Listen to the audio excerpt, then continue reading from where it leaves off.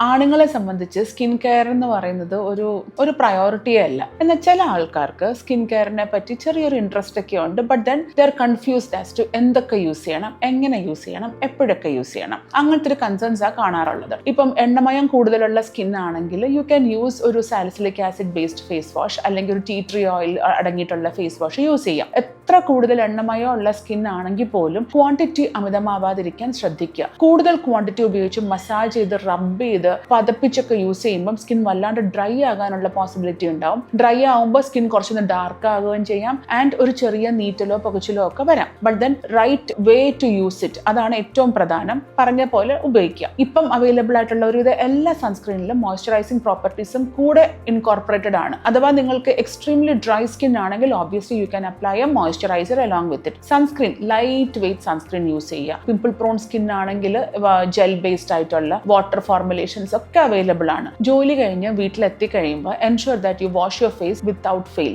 Okay, അതിനുശേഷം ഒരു night cream apply ചെയ്യണം. കണ്ണിന് ചുറ്റും പിഗ്മെന്റേഷൻ ഉള്ളവരാണെങ്കിൽ കണ്ണിന് ചുറ്റും അപ്ലൈ ചെയ്യാനുള്ള ഒരു ക്രീം അപ്ലൈ ചെയ്യണം. ഓക്കെ, പിന്നെ ആന്റി ഏജിംഗ് ബെനിഫിറ്റ്സിന് വേണ്ടിയിട്ട് ചിലപ്പോൾ weekly once or twice retinols ഒക്കെ ഉപയോഗിക്കും. സോ അഗൈൻ നിങ്ങളുടെ സ്കിൻ കെയർ ആദ്യം ഒരു ബേസ് ലെവലിൽ നോക്കുകയാണെങ്കിൽ face wash, sunscreen and night cream, പിന്നെ ഇടയ്ക്കൊരു moisturiser. That's more than enough.